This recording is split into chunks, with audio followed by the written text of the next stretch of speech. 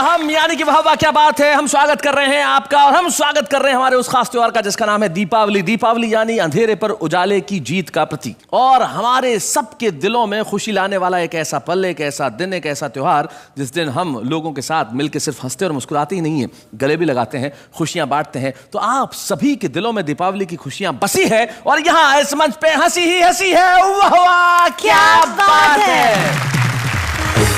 शैलेश जी, मुझे एक सवाल पूछना है। हाँ, एक नहीं दो पूछे। हाँ। अच्छा, दो पूछेंगी? नहीं, अभी फिलहाल एक ही पूछे। चलिए चलिए पूछिए पूछिए। मेरा सवाल ये है कि जब पटाखे फूटते हैं तो रोशनी पहले दिखती है और आवाज बाद में आती है, ऐसा क्यों? आसान सा जवाब है। पटाखे फूटते हैं तब आवाज बाद में सुनाई देती है, रोशनी पहले इसलिए दिखती है क्योंकि हमारी आंखें आगे है, कान पीछे। सेंसिबल सुलझ गई ना पहली? मेरी पहली सुलझ गई। क्या बात है, thank you so very much Neha कि तुम्हें मेरा ये जवाब समझ में आ गया। एनीवेज, आज हमारे साथ हमारे कवि मित्र वही हैं जो कल भी हमारे साथ थे और दिवाली का आनंद उठा रहे थे, लेकिन कल हमारे बहुत सारे कवि मित्र ऐसे हैं जिन्होंने अपनी कविता सुनाई नहीं। आज जब वे यहाँ सुनाएंगे तो आप कहेंगे कि भाई क्या बात है, वाह वाह क्या बात है। तो भाई प्रारंभ करते हैं हमारे कवियों की दीपमाला। यहाँ डॉक्टर सुरेश अवस्थी हैं, मुजावर मालेगावी हैं, ममता शर्मा, और इधर सरदार तुक तुक संजय झाला और दिनेश दिग्गज है। भाई महफिल पूरी सजी हुई है, तमाम तरह के पटाखे हैं यहाँ पे। यहाँ रॉकेट भी है, फुलझड़ी भी है, अनार भी है, लड़ालड़ भी है, जमीन चक्कर भी है, जमीन चक्री भी है, और एक वो सबसे अंत में टिकड़ी भी है जो तुरंत फूट जाती है। आइए पटाखों की इस लड़ालड़ को जलाएं। तो सबसे पहले मैं बुलाना चाहता हूं उसे जो बड़ा कमाल का कवि है। कौन? मैंने कल भी आपको बताया था वो कॉन्फिडेंस का कवि है। वजन 42 किलो 300 ग्राम। हाँ। नाम दिग्गज, उज्जैन में रहते हैं। एक बार कहीं जा रहे थे, मैंने कहा दिनेश कहाँ जा रहे हो? बोले भाई साहब जिधर की हवा। तो अपनी मर्जी से अपने सफर के कहाँ हम हैं, रुख हवाओं का जिधर का है उधर के हम हैं। लेकिन वो अपनी कविताओं की उड़ान में आपको वहां वहां ले जाएगा जहां जहां सिर्फ हंसी होगी। दिनेश दिग्गज।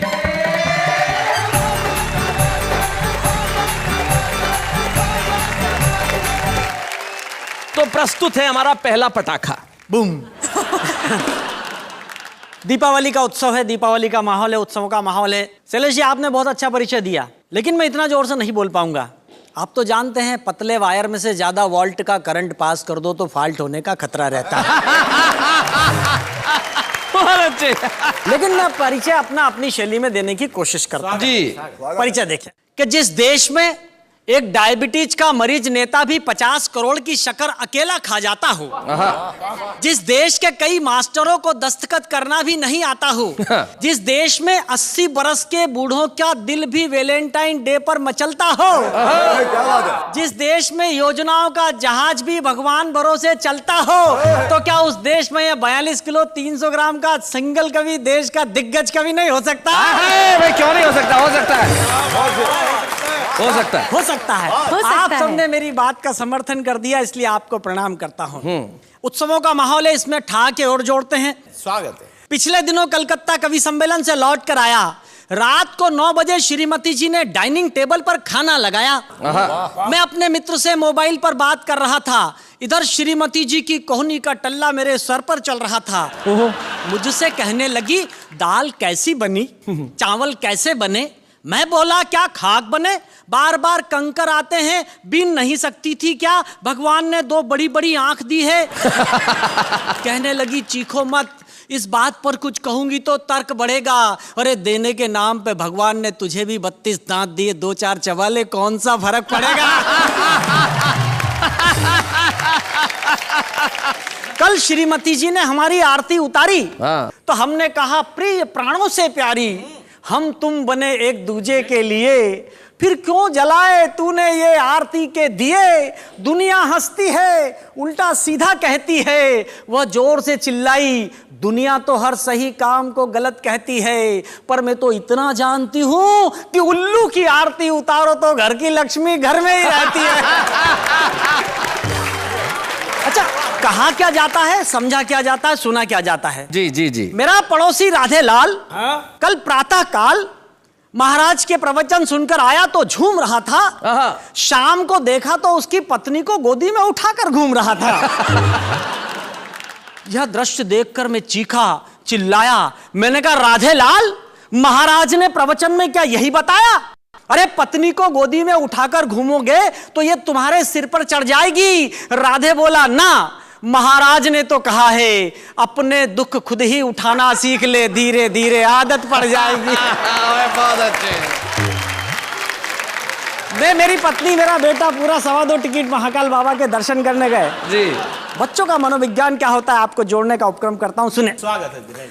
बेटे ने कहा, डैडी, आज पहले दर्शन करने मैं जाऊंगा, एक अठन्नी 2 भगवान जी को चढ़ाऊंगा जी। मैंने उसको एक नहीं 2 अठन्नियां दी, साथ में हिदायत भी दी कि बेटा एक अठन्नी भगवान जी को चढ़ाना, दूसरी वाली अठन्नी से अपने लिए गुब्बारे खरीद कर लाना। बेटे ने कहा, डैडी आप टेंशन मत पालो, मंदिर के बाहर खड़े रहो, मेरे सैंडल संभालो, मुझे सब पता है, मैं एक अठन्नी भगवान जी को चढ़ाऊंगा, दूसरी वाली अठन्नी से अपने लिए गुब्बारे खरीद कर लाऊंगा। ये कहकर बेटे ने दोनों अठन्नियां अपनी हथेली में दबाई। अच्छा। जैसे ही मंदिर की तरफ दौड़ लगाई, तभी एक अठन्नी उसके हाथ से निकली और फिसलकर तालाब की तरफ जाने लगी। तब उस बच्चे के दिमाग में पता नहीं कौन सी बात जगी, फौरन मंदिर की तरफ हाथ उठाया, जोर से चिल्लाया, भगवान, बात सच्ची और सही कह रहा हूं, 50 सको तो बचा लो, तुम्हारी वाली अठन्नी तालाब में जा रही है, बचाना हो तो बचा लो। बहुत अच्छे।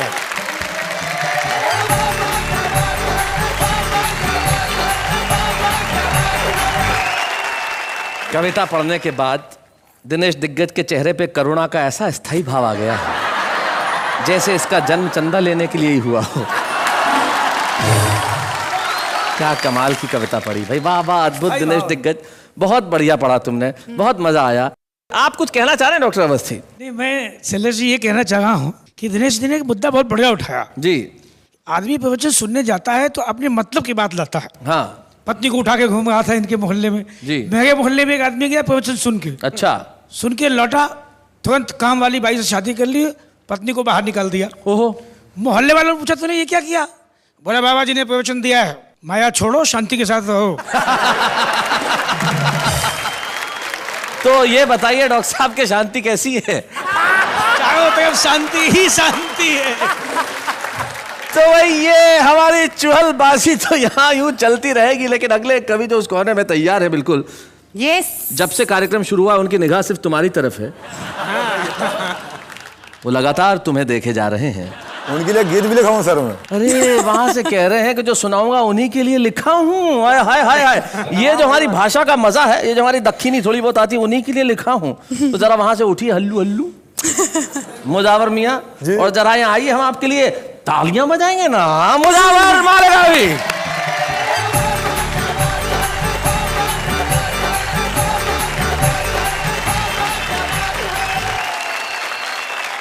दोस्तों, मैं आपको एक बात बताना चाहता हूँ कि दिवाली का जो त्योहार है, ये रोशनी वाला त्योहार है, मोहब्बतों वाला त्योहार है, और दिवाली मनाने में तब मजा आता है जब रात काली हो। क्या बात है, वाह।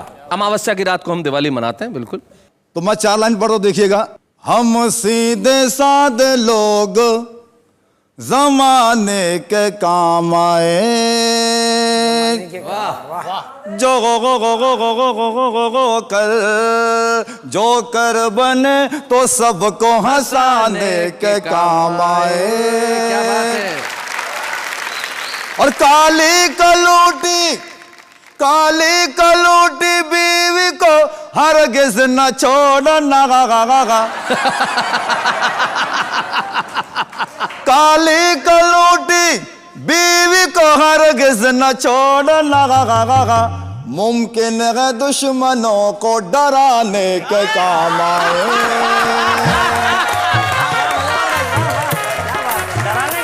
ये जो चश्मा जो है जी, उसकी खास बात क्या मालूम? क्या मैं हाजिर करता हूँ, सुनाए। बालों की नुमाइश में मगन देख रहा हूँ, और बरसों से जिसे उजड़ा चमन देख रहा हूँ। भाई आपके लिए नहीं है। बालों की नुमाइश में मगन देख रहा हूँ, बरसों से जिसे उजड़ा चमन देख रहा हूँ, जिस रोज से ससुरे का लगाया हूँ मैं चश्मा, जिस रोज से ससुरे का लगाया हूँ मैं चश्मा, मैं रात में बकरी को हिरन देख रहा भाई क्या बात है भाई मुजावर साहब, क्या बात है भाई, एक बार जोरदार तालियां भाई, कमाल कर दिया, क्या बात। आपके ससुरे के पास एक आध एक्स्ट्रा चश्मा हो तो भेजिए। इनको देखकर मुझे गीत याद आया। हाय हाय हाय हाय। अनएजुकेटेड मतलब जंगली बबूल लफ्ज इस्तेमाल किया। जंगली बबूल, देखिएगा, ये इनके लिए आप समर्पित कर रहे हैं, सुनिए। ए में भी ये तू है, मैं हूँ जंगली बबूल, बबू गो गो गो गो गो गो गो गो गो गो गो।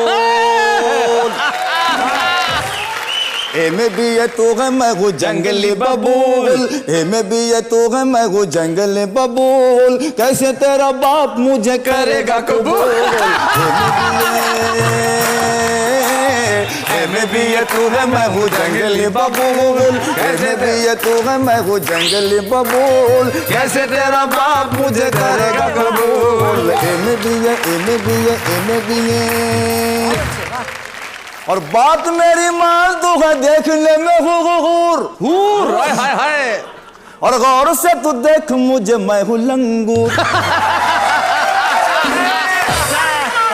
और बात मेरी मान तू है देखने में हूर, गौर से तू देख मुझे, मैं हूँ लंगूर। चांद का है टुकड़ा ये तेरा मुखड़ा, चांद का है टुकड़ा ये तेरा मुखड़ा, कछुए के जैसा है ये मेरा मुसड़ा।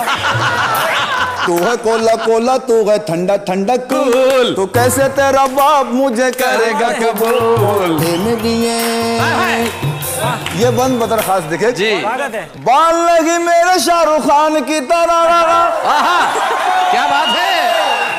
और गाल लगी मेरे आमिर खान की तरह, गाल लगी मेरे आमिर खान की तरह, हालत लगी मेरी सलमान की तरह, हालत लगी मेरी सलमान की तरह, सूरत लगी सैफ अली खान की तरह। जॉनी लीवर जैसा मैं हूँ, तू है काजू, काजूल। जॉनी लीवर जैसा मैं हूँ, तू है काजूल, कैसे तेरा बाप मुझे करेगा कबूल। भी बन हाजिर करता हूँ, देखिएगा। जेल की हवाएं मैंने खाई कई बार, अच्छा, और गांव से हुआ हूँ कई बार तड़ी पार, गांव से हुआ हूँ कई बार तड़ी पार। तेरा बड़ा भाई जो है वो है हवलदार, जो है छोटा जज की चलाता है वो कार। आलू वाला मैं हूँ और तू है क्रीम रूल, क्रीम रूल।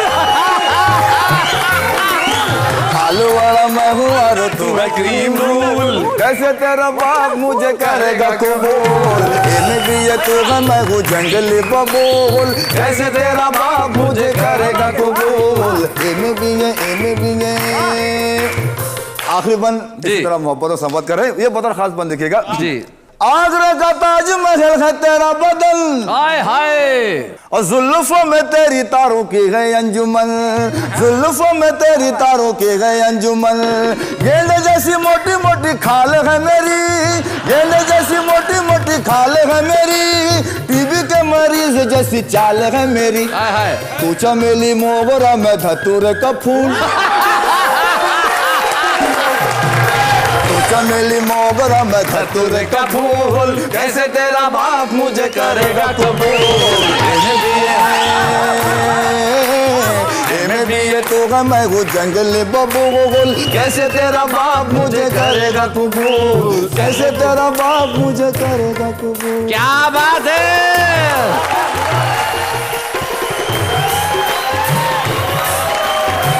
क्या बात है।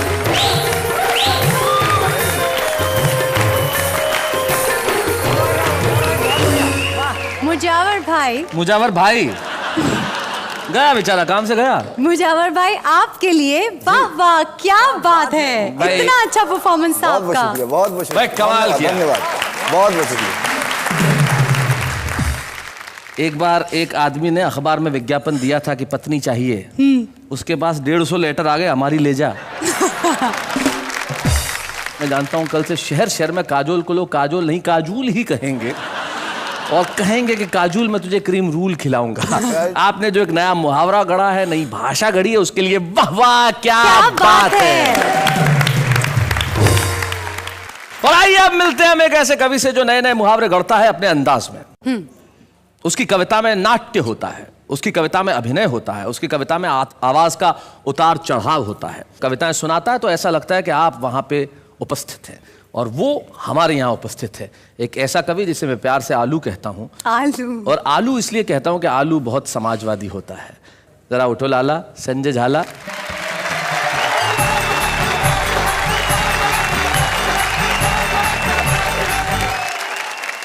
मैं आप सभी को प्रणाम करता हूं और दिवाली की आपको अनंत शुभकामनाएं प्रेषित करता हूं। ये मुझे आपको देख के कह रही थी कि इनको देखते मुझे इनके गाल खींचने की इच्छा होती है, ऐसा ये कह रहे हैं। इनको देख के मेरी भी ऐसी इच्छा होती है। देखिए, इन दिनों रामलीलाएं चल रही हैं, दिवाली आने वाली है। मैं 2 छोटे छोटे छंद सुनाता हूं, उसके बाद अपनी एक कविता। एक जगह रामलीला हो रही थी, वहां रावण का जो रोल करने वाला था वो अचानक गायब हो जाता है। तो सार्वजनिक निर्माण विभाग अर्थात PWD का एक ठेकेदार होता है, उसको रावण का रोल दे दिया जाता है। वो क्या करता है आप लोग आनंद लेंगे।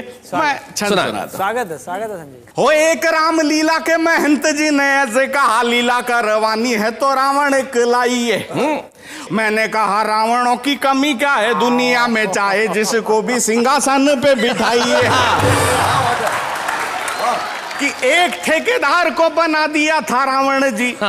बोला माल्यवान से व्यवस्था करवाइए, नल नील राम जी का पुल जो बना रहे हैं उसका ही ठेका मेरे नाम करवाइए। एक छंद और सुनाता हूं। बहुत अच्छे। एक कल्पना कीजिए कि नई नई अभिनेत्री का नया नया पति मरा है, यमराज आया हुआ उसे लेने, और भैंसा पार्क किया हुआ है पास में। दृश्य देखें, अपने मृत पति के जीवन दान हेतु एक अभिनेत्री यमराज सन खड़ी थी। कजरारे नयनों को तीखा कर रही थी कि उस समय लग रही सुंदर वो बड़ी थी। यमराज ने कहा मैं जिंदा इसे कर दूंगा, सुंदरी ये तेरी दशा नहीं देखी जाएगी, एक शर्त पर ही मैं इसे छोड़ रहा हूं कि इसे छोड़ आप मेरे साथ चली आएंगी। बहुत अच्छे। भाई वाह। आपने फिल्म टाइटैनिक देखी होगी, मेरी एक कविता है इंडियन टाइटैनिक। वाह। इसमें जैसे उस टाइटैनिक में था, इस टाइटैनिक में भी तरह तरह के यात्री सवार होते हैं। मैं कविता आप तक पहुंचाता हूं। जी, और दीपावली पे तो एक कविता बिल्कुल मुफीद है कि इतने सारे क्रूज जाते हैं। कल्पना कीजिए दीपावली के अवसर पे ऐसा कोई क्रूज जा रहा है। हाँ बिल्कुल, कविता प्रारंभ करता हूं। उफ ओह आह, क्या बात है। डोंट वरी, ये है मुंबई बंदरगाह। जहाज पर लिखा हुआ है नीति, नियम, न्याय और नैतिकता। जहाज रवाना होने से पहले इन चारों नन्नों का बड़ा शोरगुल था। टिकट एक भी नहीं बिका, लेकिन पूरा जहाज फुल था। टिकट चेक कराए गए, कुछ यात्री तहखाने में, कुछ मैखाने में, कुछ दिनेश जैसे थे घुसल खाने में पाए गए। टिकट कलेक्टर सिद्धांत कोने में खड़ा खड़ा रो रहा था बेचारा, क्योंकि कुछ लोकतांत्रिक आत्माओं ने उसे चढ़ते ही मारा। अब प्रारंभ होता है साहब, जहाज में एक भव्य मंदिर होता है। एक अमेरिका से यात्री आता है, स्टैनली मॉरिस नोबल। सोचता है भगवान के दर्शन कर लूं, पूरी यात्रा अच्छी निकलेगी। स्टैनली मॉरिस नोबल जो ही भगवान के मंदिर के दर्शन करके नीचे उतरा, जो ही एक चमत्कार हुआ, उसकी चप्पलें गायब थी। मॉरिस नोबल मंदिर की सीढ़ियों पर बैठकर रोने लगा। इतने में ही एक श्वेत, धवल, स्निग्ध और हिमाच्छादित देवदूत आकर उसे गीता का उपदेश देने लगा। मां शुचः, शोक मत कर, धैर्य धारण कर, जो होता है वो होता है बिल्कुल सही। मुझे देख, मेरी भी गई।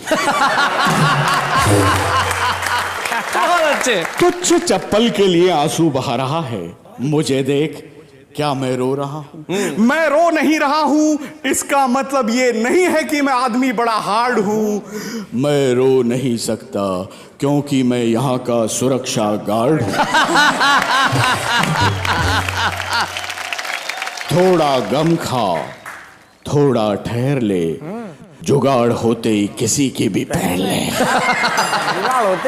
और ये बात मैंने किसी से नहीं कहन रखी है, मुझे देख मैंने भी ऐसे ही पहन रखी है।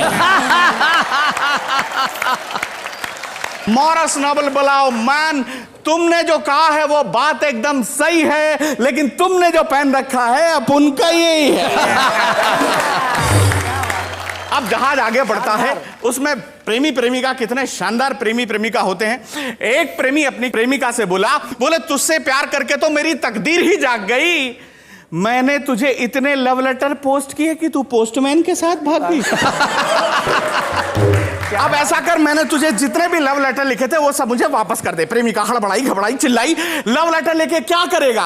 आहें भरेगा, मरेगा या ब्लैकमेल करेगा? प्रेमी चूंकि राजस्थानी था, बड़ा इंटेलिजेंट था, बोले ना बंदा आहें भरेगा, न मरेगा, न ब्लैकमेल करेगा, बस तेरा नाम काट के दूसरी का भरेगा।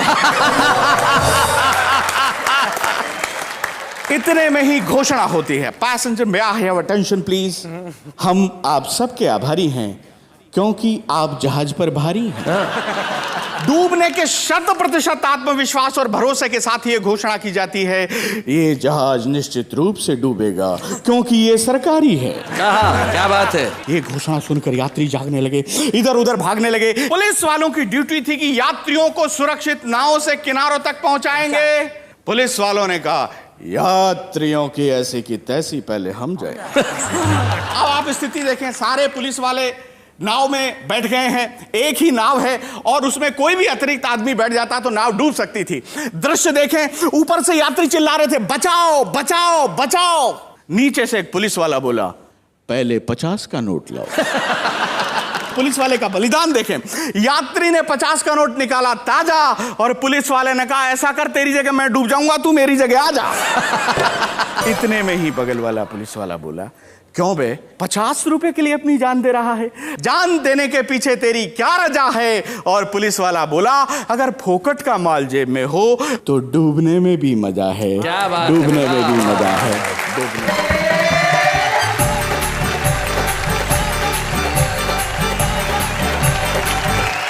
वाह वाह, क्या बात है संजय जी। धन्यवाद। क्या बात है, ये आपके अंदाज में ही हाथ हिला रही हैं।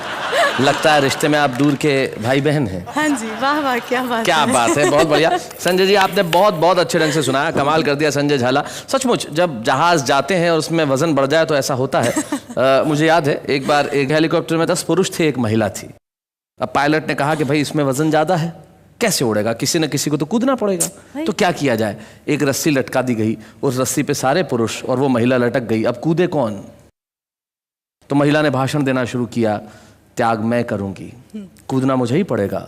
मैं माँ हूं, मैं बहन हूं, मैं बेटी हूं, मैंने देश और समाज का निर्माण किया है। आज जब बारी आई है बलिदान की तो फिर से मैं ही कूदूंगी। जैसे ही भाषण समाप्त हुआ 10 ही पुरुषों ने ताली बजाना शुरू कर दिया।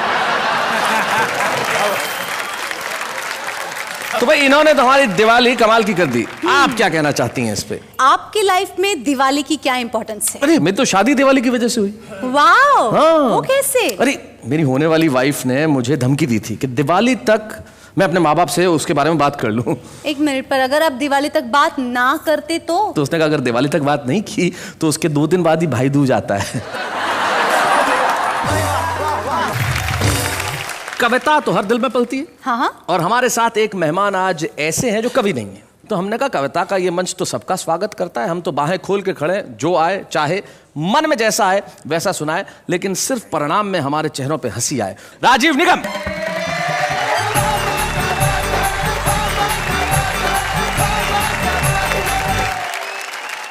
दीपावली के इस खास पावन पर्व पर ये मंच सजा हुआ है। सभी लोगों को मैं प्रणाम करता हूँ। नमस्कार। और दीपावली की आप सभी को बहुत शुभकामनाएं देता हूँ। कितनी लाइटिंग वाइटिंग कर रखी है, कितने लैंप जल रहे हैं, वैसे इतने जलाने की क्या जरूरत थी, एक हेलोजन ही काफी था। तो चलिए सबसे पहले मैं अपना परिचय देना चाहूंगा कि मेरा नाम राजीव निगम है। मैं एक शादीशुदा व्यक्ति हूँ जी। इसमें हंसने की कोई बात नहीं है। मेरी भी एक प्राइवेट पत्नी है। प्राइवेट? जी हाँ, प्राइवेट है। सबकी प्राइवेट होती है, सरकारी किसी की नहीं होती है। दिवाली का दिन यूपी के लिए बड़ा खास होता है जी, क्योंकि यही वो दिन होता है जब यूपी में कहीं पर अंधेरा नहीं होता। बहुत अच्छे। लाइट से लोग इतना त्रस्त हैं कि पूछिए मत, और लाइट के बिल से उससे ज्यादा त्रस्त हैं जी। एक शख्स तो चिल्ला रहा था, कहने लगा ये देखो मेरा लाइट का बिल 50 रुपए आ गया। मैं बोला इस महंगाई के जमाने में 50 रुपए में ये हालत हो रही है? बोले भाई साहब आपको पता नहीं है, सिर्फ कैंडल और माचिस ढूंढने के लिए लाइट जलाता हूँ फिर बंद कर देता हूँ। पीछे से दूसरा आदमी चिल्लाया 50 रुपए तो छोड़ो, मेरा बिल देखो 20 रुपए आया है। हमने कहा 20 रुपए में तू चिल्ला रहा? बोले भाई साहब आपको पता नहीं, मेरे घर में लाइट का कनेक्शन ही नहीं है फिर भी बिल भेज दिया। बहुत अच्छे। राजीव जी बहुत अच्छे। दिवाली के लिए मैं अपने बच्चों को लेकर के बाजार गया, फुलझड़ी अनार पटाखे वगैरह दिला रहा था। तभी मैंने देखा पड़ोस में एक महिला अपने 4 बच्चों के साथ शॉपिंग कर रही थी। अच्छा। लेकिन खास बात यह थी कि उन चारों बच्चों में 5-5 साल का अंतर था। मैंने मोहतरमा से पूछा, हमने कहा मैडम ये चारों बच्चों के बीच में 5-5 साल का अंतर मेंटेन कैसे किया? बोली वेरी सिंपल, मेरे पति एमएलए हैं। मेरे पति एमएलए हैं, 5 साल में सिर्फ एक ही बार आते हैं। तभी पीछे से देखा एक 3 साल का बच्चा मम्मी मम्मी कहते हुए आगे आया। मैं बोला ये 3 साल का ये क्या है? बोले देश में कभी कभी मध्यावधि चुनाव भी हो जाते हैं। और वैसे देखा जाए आजकल हर पत्नी अपने आप में रानी लक्ष्मीबाई है। क्या बात। बच्चे को बाई की गोद में डालकर पति की लक्ष्मी निकाल के रानी बनी घूम रही है। क्या बात है, बहुत बढ़िया। अच्छी बात है। तो मेरी भी जो पत्नी है मैं आपको बता दूं कि बड़ी प्यारी है, बड़ी सुंदर है, चिकनी बम पटाखा आइटम है एकदम। ऐसा मेरे मोहल्ले के लड़के बोलते हैं। लेकिन ऐसी बात नहीं कि मेरी पत्नी सुंदर नहीं है, मेरी पत्नी मेरे बॉस की पत्नी से ज्यादा सुंदर है, ऐसा मेरा बॉस बोलता है। जबकि हकीकत यह है कि वो 1 नंबर की कामचोर, दुष्ट, निकम्मी, नालायक, ऐसा तो मैं बोल ही नहीं सकता, मेरी माँ बोलती है। अब आप सोचते होंगे कि मैं क्या बोलता हूं, तो मेरी इतनी हिम्मत कहां कि उसके सामने मैं कुछ बोलूं। दूसरे की पत्नी के बारे में सुन के बड़ा मजा आ रहा है। तो मैं ये बता दूं कि ये मेरी पत्नी का किस्सा नहीं, ये दिग्गज साहब बैठे हैं, बोलना भूल गए थे, उनकी पत्नी का किस्सा है। तो चलिए आगे बढ़ते हैं। दीपावली का त्योहार जी समय और वक्त के साथ कितना बदलता चला गया वो मैं आपको कुछ पंक्तियों में बताऊंगा। बचपन में दिवाली के आते ही हम सब बड़ा खुश होते थे, बड़ा आनंदित होते थे। हमारे पिताजी एक थान से कई मीटर कपड़ा लाते थे और चारों बच्चों को काट कर उसी से कपड़े सिलवाते थे। क्या जूते का फटा हुआ तला दिवाली में ही सिला जाता था। क्या बात है। और मेरे पिता खुद पॉलिश लेकर के सारे बच्चों के जूते चमकाते थे। वाह वाह वाह वाह वाह, बहुत। मेरे पिता खुद पॉलिश लेके सारे बच्चों के जूते चमकाते थे। एक फुलझड़ी में आधी देर भैया और आधी देर हम जलाते थे। इस तरह कुछ फुलझड़ियों में ही हम शान से दिवाली मनाते थे। क्या बात है, वाह वाह वाह वाह। मेरी माँ चौके में तरह तरह के पकवान बनाती थी और बच्चों को बड़े प्यार से खिलाती थी। फिर मेरे पिता साइकिल के अगले हिस्से में 2 बच्चों को बिठाकर और पिछले हिस्से में 2 को बिठाकर पूरी शहर में आतिशबाजी दिखाते थे। वाह वाह वाह। और वापस आते समय कुछ मूंगफलियां खरीद करके हम लोगों की जेब में डाल देते। क्या बात है, बहुत अच्छे, बहुत बढ़िया। और उन जेबों को हम भरा हुआ खजाना समझकर खूब इतराते थे। बड़े शान से दिवाली मनाते थे। भाई क्या बात है। लेकिन अब हम दिवाली मनाने में बड़े कच्चे हैं क्योंकि मेरे पास एक मुम्बैया पत्नी और 2 मुम्बैया बच्चे हैं। वाह वाह वाह वाह। मेरा बड़ा बेटा दिवाली के दिन मेरा क्रेडिट कार्ड ले जाता है और 10,000 के जूते और जीन्स खुद ही खरीद लाता है। और मेरा छोटा बेटा ड्राइवर के साथ दोस्तों के यहाँ दिवाली पार्टी मनाने जाता है और 20,000 का चूना लगा आता है। मेरी पत्नी पकवान बनाने की जगह होटल से ऑर्डर करके खाना मंगवाती हैं। वाह। और खुद किटी दोस्तों के साथ में पत्ते खेलने चली जाती हैं। क्या बात है भाई, बहुत। दियों की जगह दिल जलता है। 50,000 खर्च करने के बाद भी मैं अपने आप को घर में अकेला पाता हूं। पहली जैसी दिवाली अब नहीं मना पाता। वाह वाह वाह वाह वाह, बहुत बढ़िया।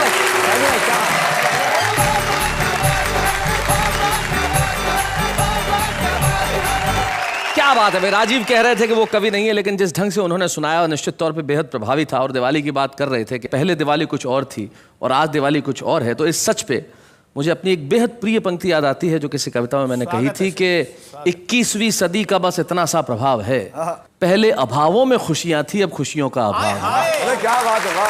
क्या बात है शैलेश जी।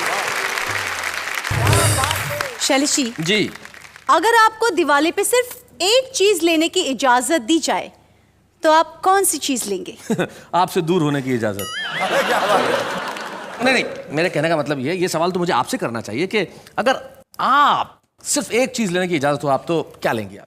मैं बिना लिमिट का क्रेडिट कार्ड। क्यों, मैंने जो आपको दे रखा है वो आपने खो दिया है?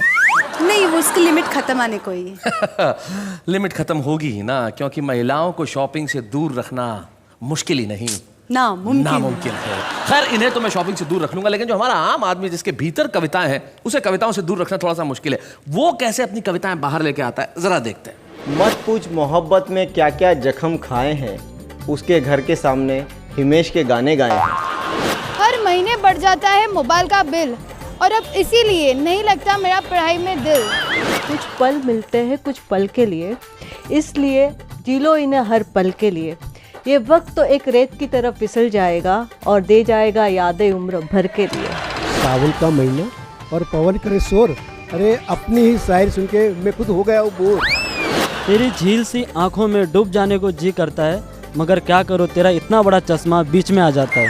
Baa baa black sheep have you any wool, जब पापा जाते हैं ऑफिस मम्मी को जाते हैं भूल। हैप्पी दिवाली। बाबा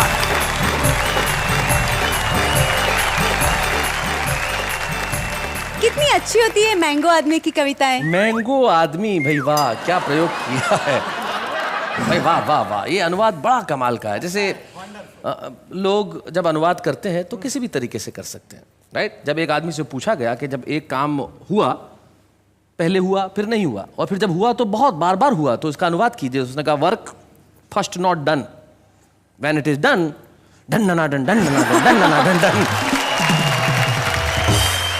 तो ये उसी तरह का अनुवाद था। लेकिन आम आदमी अपनी कविताएं इसलिए सुनाता है कि उसमें कहीं चाह है कि वो प्रसिद्ध हो। हमारे ऐसे ही मित्र हमारे एक साथ हैं जिन्होंने अभिनय के क्षेत्र में बड़ा नाम किया है।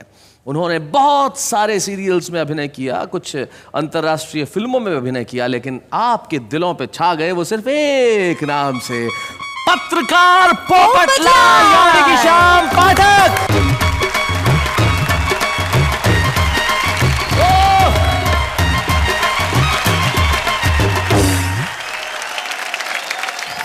मेहता साहब, हाँ?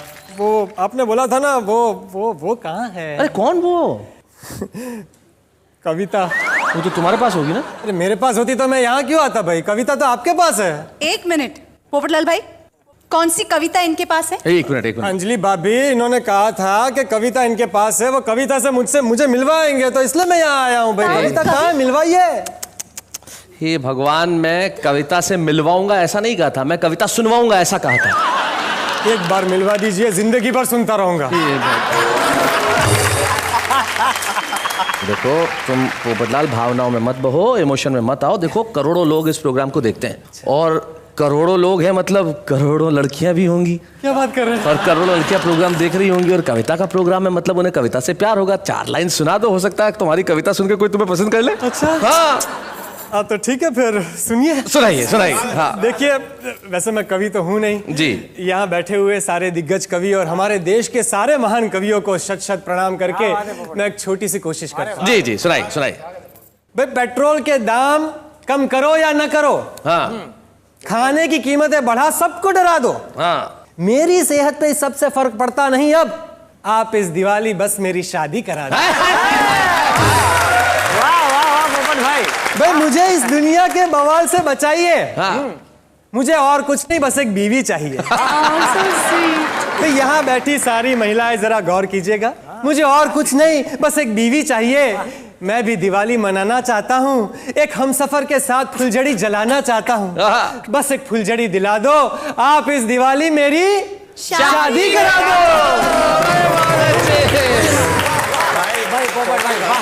भले ही शादी के बाद हर आदमी का मामला चौपट होता है, पर शादी के पहले हर आदमी पोपट होता है। Thank you so very much यहाँ आने के लिए, thank you so very much. क्या बात है, वाह।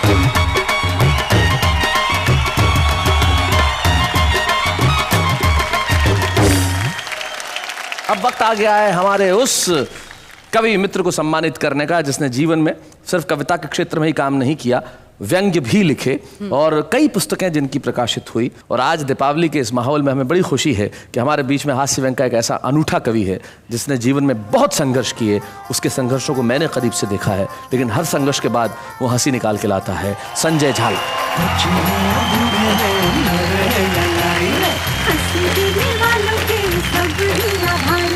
कविता सुनाने वाले अब सबके साथ हैं।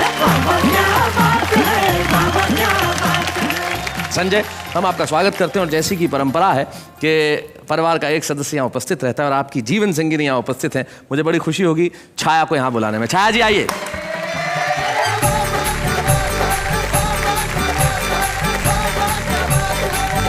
छाया, स्वागत है आपका यहाँ। जहां तक मेरी जानकारी है आपके पिता कवि हैं। हाँ जी। आपके भाई कवि हैं प्रवीण शुक्ल, पिता हाँ ब्रज घायल, और आपके पति कवि हैं। सारे कवियों के आसपास कैसा महसूस करती हैं आप? जब मुझे पता चला मैं कवि की बेटी और कवि के बहन हूँ और मुझे पति भी कवि के रूप में मिल रहे हैं, तो मुझे लगा परमात्मा के दंड देने का साहित्यिक तरीका है। हास्य व्यंग्य के कवि है संजय झाला, घर में कैसा बर्ताव करते हैं? कल ही ये पूजा कर रहे थे तो मेरी तरफ देखकर बोले, हे भगवान, जैसी पत्नी मेरी है ऐसी हिम्मत करके एक तू भी रख के दे।